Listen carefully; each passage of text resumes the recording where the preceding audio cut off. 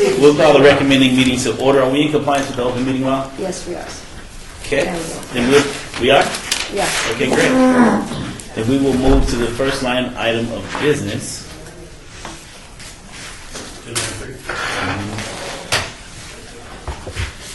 Straighten up, make sure it's there.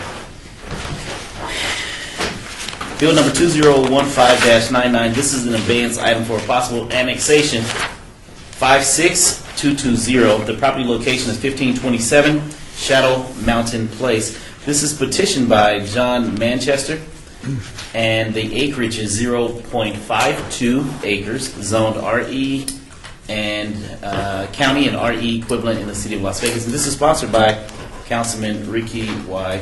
Barlow. Staff. Yes, committee members, Val Steed, Deputy City Attorney. This is a single parcel owner petitioned annexation. Everything is in order. We did ask you to hold it in abeyance because the parcel that this parcel is dependent on needed to have its legal description corrected, so that's in the process. So we would now suggest that you recommend this bill as a first amendment, and the amendment occurs in sections 4, 5, and 6. The date that was supposed to be the effective date is January 15th, and our first amendment would be to change that date in each case to February 12th of 2016. And we would also attach a new and updated map as backup to the First Amendment. Recommend approval. Before your motion, I would like to open it up for public comment. Anyone from the public wishing to speak on this item, please come forward and state your name for the record. Seeing none, is there a motion? That's my motion. First Amendment? First Amendment. Changing the date from 1/16/16 to February 12/16? Just as Mr. Steve put on the record. Okay, it's on the record. All in favor? Aye. Aye, so moved. Bill number 2016-1 for possible action. This is another annexation, 61705, property location on the west side of Osa Blanca Road, approximately 300 feet south of Kyle Canyon. This is petitioned by CM Sagebrush, 1-3082 LLC. The acreage is 0.41, and this is also zoned RU, county zoning, and U, city equivalent. This is sponsored by Councilman Stephen D. Ross. Yes, committee members, Val Steed, Deputy City Attorney. This is another single parcel annexation. Owner requested. Recommend approval. Okay. Anyone from the public wishing to speak on this item? If so, please come forward and state your name for the record. Seeing none? Councilman? All in favor? Aye. Aye, so moved. Bill number 2016-2 for possible action amends the ordinance 6479 relating to the annexation of property to correct the legal description contained therein located at 1550 Smith Street. This is proposed by Tom Perigo, Director of Planning Staff. Yes, committee members, Val Steed, Deputy City Attorney. This is the ordinance I referred to before that needed correction in the legal description. The council adopted the ordinance a few meetings ago, and this goes ahead and amends the legal description to correct the error and recommend approval. Okay, anyone from the public wishing to speak on this item, so please come forward and state your name for the record. Seeing none? Councilman? All in favor? Aye. Aye, so moved. Bill number 2016-3 for possible action amends the Unified Development Code to update provisions regarding the relocation of off-premise signs that are required to be removed in connection with the installation of publicly funded improvements. This is text 59551, proposed by David N. Bowers, Director of Public Works. Staff? Don't believe Mr. Bowers is here. If I could, Mr. Chairman, for the record, during the Deputy Planning Director. This is an ordinance that helps facilitate the relocation of billboards along the Project Neon. I believe Mr. Perigo can speak to that. Yes, sir. Sorry, I was delayed at that press Your name for the record? Tom Perigo, Planning Director. Okay, you're up. Mr. Chairman, what number are we on? Sorry. 6. I'm number 6 already. Fantastic. Right, this is the relocation of billboards for Project Neon. I passed out a map during briefing that shows, I think, altogether 4 billboards will be removed. and 2 will be relocated to sites that have existing billboards. So it's a net reduction in billboards along that stretch of highway, and it will help save money for the whole overall project, and staff recommends approval. Question for you. The 2 that will be relocated, will they fall now within the distance separation of the billboard ordinance?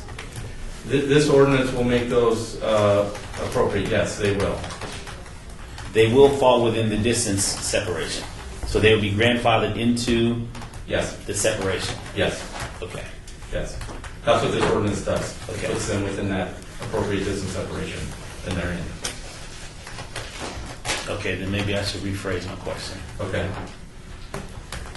There, out of the 4 billboards that are before today, 2 of the billboards will be relocated, Yes, correct? yes, Currently on the books, we have a distance separation yes, as far as billboards. right. Will the 2 billboards fall within the distance separation of already existing billboards? Yes, yes, they will. You follow me? Yes, because they're being relocated on sites that already have billboards. Correct. So yes, absolutely. Okay, so what are the distances between the billboards that will be affected? I don't have that. I'm sorry. Well, okay, I would like to know that Okay. when you get a moment. You bet. Okay? And also the locations as to where they will be placed. Yes, I will send that map out again. Okay, great. All right. Anything else? Mr. Perigo, anything No, else? no, sir. Okay. Anyone from the public wishing to speak on this item, so please come forward and state your name for the record. Seeing none. Councilman? Motion to approve. All in favor? Aye. Aye. So moved. Bill number 2016-4 for possible action amends the Unified Development Code to prohibit the use of motor vehicle sales used on Rancho between Vegas Drive and Craig Road. This is sponsored by Councilman Ricky White Barlow. Staff. Thank you, Mr. Chairman. Tom Perigo for the record. This bill does exactly what it says in the header, that no used motor vehicle sales will be allowed on Rancho between Vegas Drive and Craig Road. Correct. Okay. Anyone from the public wishing to speak on this item? If so, please come forward and state your name for the record. Seeing none? Councilman. That surprises me. I've spoken to him already. Yes, sir. I'm just curious, why Rancho between Vegas and Craig? The distance between Vegas and Craig, there's been a number of fly-by-night used car sales that are attempting to move off of East Sahara as well as Boulder Highway. And what has transpired on East Sahara as well as Boulder Highway has basically ripped that corridor apart. So what we're trying to do is preserve that corridor for a much higher and better use moving forward for the future expansion and development of Rancho, being that there's a lot of undeveloped land that is currently there. And so therefore what we don't want to do is create an adverse effect of a slew of used car sales on Rancho, basically ripping that corridor apart for the opportunity for new development coming into that corridor. So what about south of Vegas and north of Craig? Why that's just a specific stretch? South of Vegas and north of Craig. Oh, because it's in Ward 5. Oh, Vegas, Craig is in Ward 5? Yes. Oh, so you just want that. So you take Craig. And you take Craig going north. all the take way out to Rancho. Centennial. So do we want this to affect? Because you have a possibility of a great user for that parcel Oh, okay. that's I got farther you. north on Rancho. Right, Right. okay, I got you. Okay. That would be my recommendation. And I think anything south on Rancho is built out already. South of Vegas Drive is built out. Okay. I was experiencing the same issues when I represented a lot majority of that area as well. Plus you had everything from Cheyenne going north. It'll clean up a lot of stuff. Okay, I'm good. I would move to approve, recommend to the city council to approve. Okay. And we open the public comment? Yes, you did. Okay, great. All in favor? Aye. Aye. So moved. We're now down to, I believe, the item of the day, Bill number 2016-5 for popular action and ordinance to amend the Las Vegas Municipal Code 6.50 and certain sections of the Unified Development Code Title 19 to clarify alcohol land use and licensing requirements and regulations, to specifically delineate the type of proposed establishments that are limited to apply for land use entitlements and alcohol beverage licenses permitting the sale of packaged liquor, and also the types of establishments that are entitled to sell all types of alcohol beverages, including hard liquor, and the types of establishments that are limited to other sales of beer, wine, and coolers only. This is sponsored by Lois Tarkanian. Staff. Thank you. For the record, Karen Delliston, Deputy Planning Director. As you're aware, the City Council enacted a moratorium on packaged liquor for this past spring and directed staff, after several presentations before Council on the proliferation of packaged liquor throughout the city, as well as particularly in the downtown area, to draft a series of regulations both on the land use side and on the licensing side to address the impacts on our neighborhoods. What we have before you today is the results of both the research and those presentations and direction from council. We did conduct a business impact statement. We did hold a public meeting to ask our current businesses to come in and speak to us about the ordinance. We did not receive any feedback from that meeting on this regulation. We did receive some feedback during the business impact statement, and one portion of those comments were able to be incorporated in this bill that's before you today. So I'll have Mr. Parra go through the land use regulations and how that would affect the land use side, and then I'll come back to the licensing. Thank you, Mr. Chairman. So we start Your name off. for the record. Tom Parago. Thank you. We start off with the change in the name. We have currently called retail establishment with accessory packaged liquor off sale, and this ordinance would propose to change that to grocery store with alcohol. What it would do is change that from a special use permit in all commercial and industrial categories to a conditional use permit if they meet all distance separation requirements. So it can be done administratively? So it can be done over the counter with a permit. If they don't meet the distance separation requirements, then it kicks it into a special use permit. Let me ask you this question in regards to the distance separation. The distance separation for what? The grocery store? For protected uses. I thought we removed that the last time we went through this 8 years ago in regards to grocery stores not being within, having to go come before us in regards to the distance separation. We still have 400 feet of church, house of worship, school, individual care center license for more than 12 children or city park. For a grocery store? For the liquor component. I understand the liquor component, but I'm saying inside of a grocery store, the ordinance that we worked on roughly somewhere between 6 and 8 years ago, grocery stores were not included in that. I think that exception was for grocery stores 50,000 square feet or larger. Okay. There is an exception that does that. Distance separation does not apply to grocery stores 50,000 square feet or larger. Okay, so this is what we're talking about, 50,000 and below? Yes. Okay, I stand corrected. Thank you. So if they, again, if they don't meet distance separation, then they come in for a special use permit. There are certain provisions that allow council to grant a waiver, and those don't change. Then we have the packaged liquor off-sale establishment. We have added a provision that has 1,000 feet distance separation from any other liquor store, liquor establishment, or tavern, urban lounge, or sexually oriented business. And that's property line to property line? It depends, but yes, essentially it is. I'm sorry. It depends on the size of the property, whether it's a commercial subdivision, all these other things that come into play. But yes, essentially it's property to property. Thank you.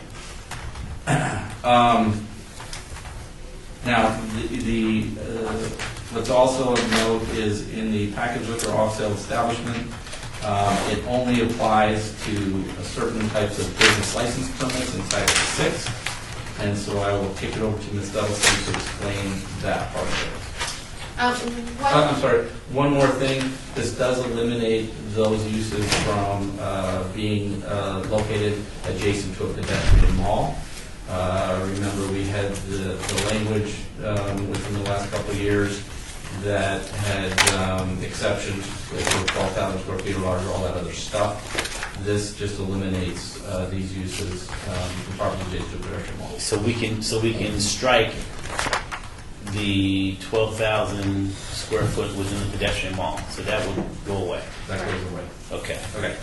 What this ordinance does generally on the licensing side, the effect of it is that we would have in the future liquor stores and grocery stores that could sell hard alcohol in a liquor section. That would be where hard liquor would be located. So it would no longer be in convenience stores or drug stores.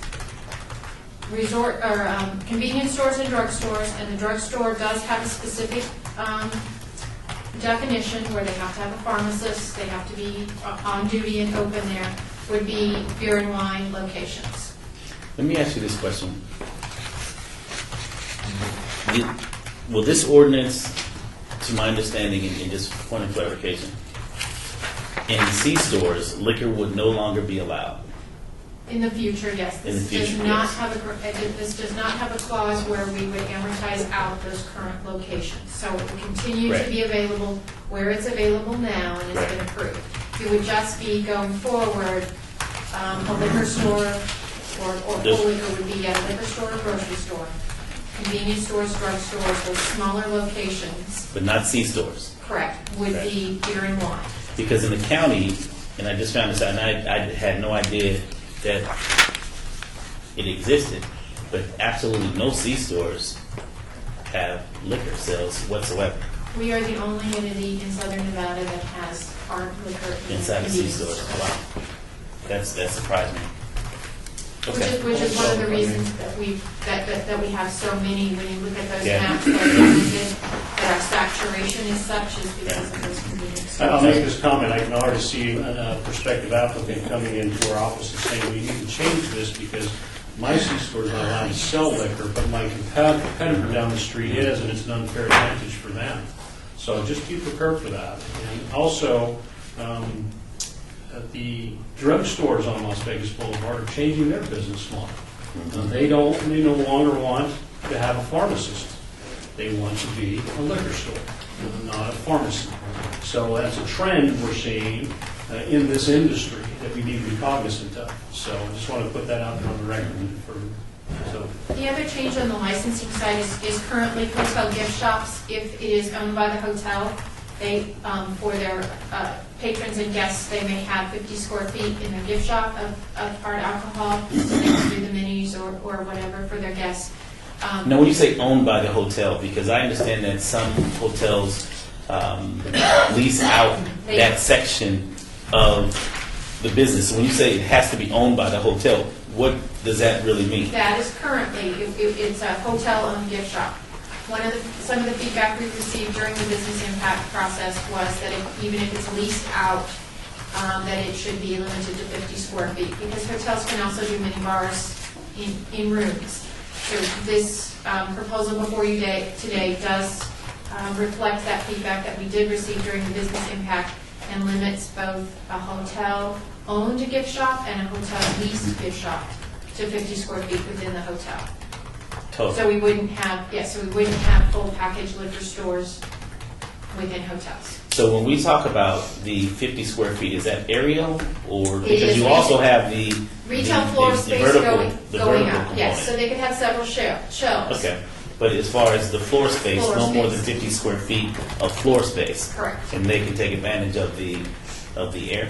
correct. Okay, That's basically it on the licensing side. okay. Tom. That's it, Mr. Chairman. Okay. Public comment? Anyone from the public wishing to speak on? Don't. Well, goodness gracious. Good. Wow. I didn't even get a chance to take a deep breath. Anyone from the public wishing to speak on this item? If so, please come forward and state your name for the record. Don't all speak at once. Mr. Rowe got to the seat first. Ladies first. I was just about to say that, Mr. Rowe. Good morning, Mayor Pro Tem and Council. I'm Terry Murphy. I'm here representing the D Hotel Casino, the Golden Gate, and soon to be whatever the Las Vegas Club might become, as well as Fremont Street Experience. I want to submit for the record a letter that we sent to Ms. Develston expressing our support for this ordinance. As you know, you're probably sick of hearing me talk about packaged liquor, but I have learned so much in the past 2 years about the difference between drinking, between liquor by the drink and packaged goods. I can also, this letter is signed by every member of the Fremont Street Experience, as well as Captain Andy Walsh with Metro. We have seen a significant reduction. As you know, we've made a lot of efforts on Fremont Street to clean things up, and everything seems to be working very well, and not just under the canopy. The lady who runs the dog park down the street over on around 8th and Fremont, she said she has experienced a tremendous improvement. There just has, it was the saturation, as Ms. Duddleston said, of packaged liquor brought people down solely to buy it because it was there, it was cheap, it was available, and it created a lot of crime on the street. It just did. And I think the entire Las Vegas Boulevard corridor, you're right, Mayor Pro Tem, about the drugstores. They're not drugstores, they're liquor stores. And it's happening all from here all the way down through the county. Yep. It's a very convenient way to become a liquor store, to become a drugstore. So, and I have seen the detriment of it. And I think we've seen a lot of improvement with not allowing the bottles to be carried around outside. So I think we've seen a lot of improvement, and we're really grateful for your efforts, and especially for Ms. Duddleston. She's taken this on and done a tremendous job. So I'll shut up now and turn it over to Mr. Rowe, and thank you for your support. Thank you. Russell Rowe here on behalf of Boyd Gaming Corporation. First and foremost, I'd like to echo what Terry said about the work done by Karen and Mary. It's been really a pleasure working with them, their outreach to the community and our industry in particular, and working on these regulations. And they're not easy to work with. The alcohol code has been somewhat confusing and full of loopholes and potholes, and this ordinance is a tremendous cleanup of that and really addressing a lot of the concerns that we've all been struggling with over the last few years. The one area that we did include in the letter that we'd like to see included in this draft ordinance is taking the prohibition on packaged liquor that's currently along the pedestrian mall and expanding that to essentially encompass the resort corridor, your downtown casino overlay district, which is essentially the boundaries of the railroad tracks on the west, 95 to the north, Las Vegas Boulevard on the east, and Bridger on the south. That's a almost fully developed area. It's almost entirely encompassed by non-restricted licensees and hotels.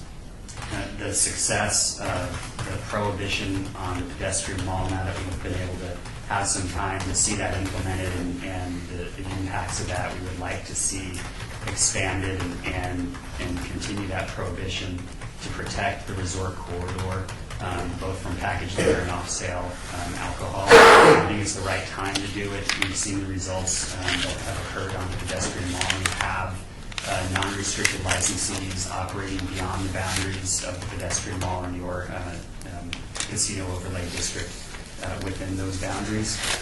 Those boundaries also match the western portion of your curfew zone.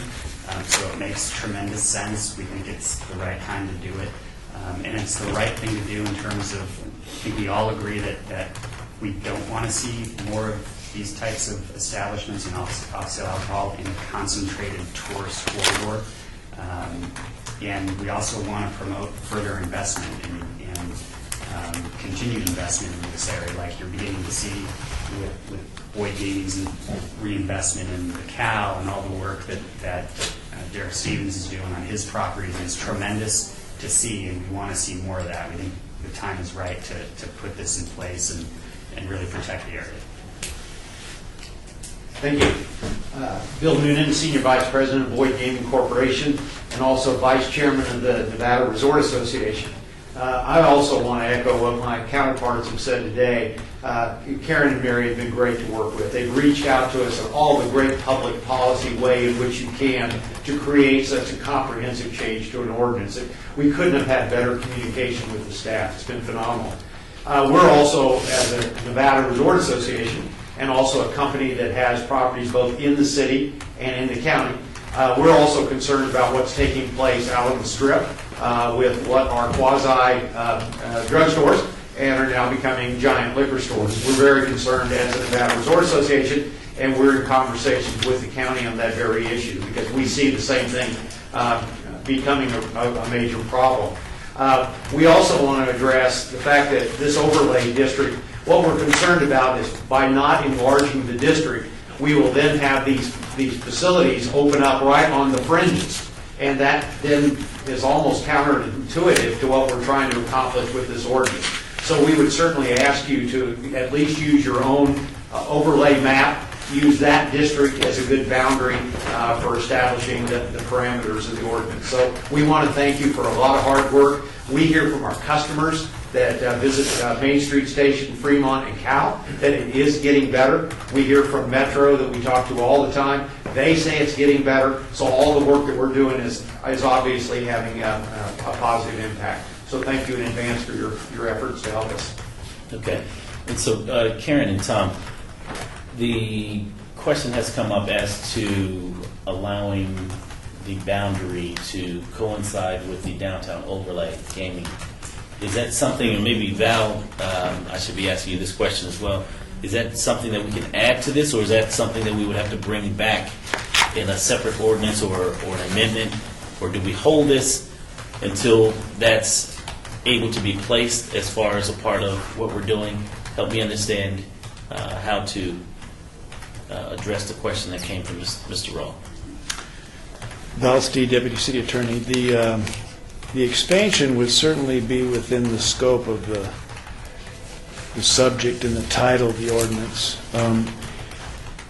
The problem is that it was not advertised, and your tradition has been, when you make a big change like that, to put that in the business impact. Put it in the business impact, right? So your choices would be to hold this in abeyance and not publish the ordinance, and then go through that business impact solicitation process with the expansion, or to adopt this and come back with a follow-up ordinance that would follow the business impact solicitation. Okay.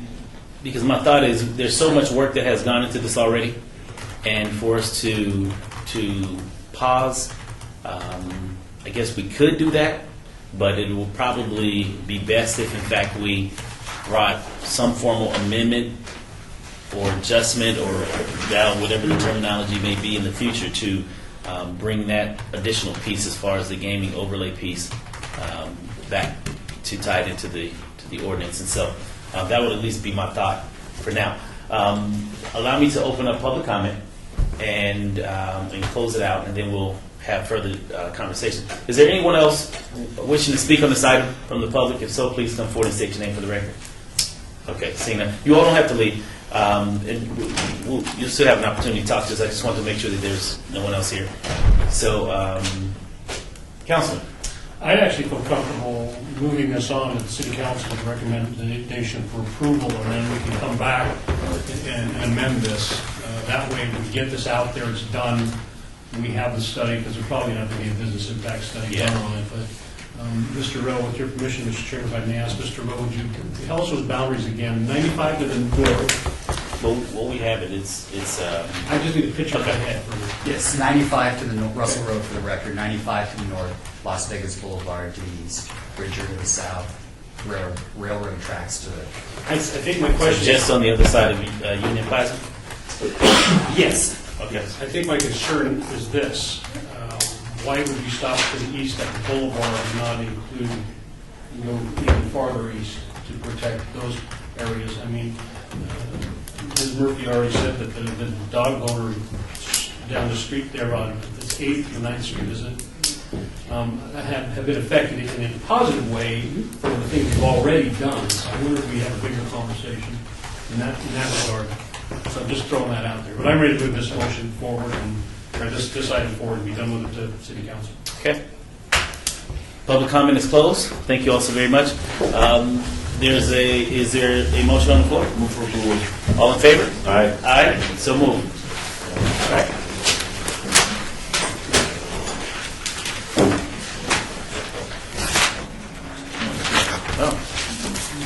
We're now down to citizens' participation. Anyone from the public wishing to speak under citizens' participation may come forward. State your name for the record. No one's jumping. Councilman Barrow, Yes. if you could, Oh, thank you so very much, Doc. And for the record, Bill number 2015-99 will come before the City Council February 3rd, 2016. Bill number 2016-1 will come before City Council February 3rd, 2016. Bill number 2016-2 will come before the City Council on January 20th, 2016. Bill number 2016-3 will come before City Council February 3rd, 2016. Bill number 2016-4, bless you, will come before the City Council February 3rd, 2016. And Bill number 2016-5 will come before City Council February 3rd, 2016. Thank you, Val.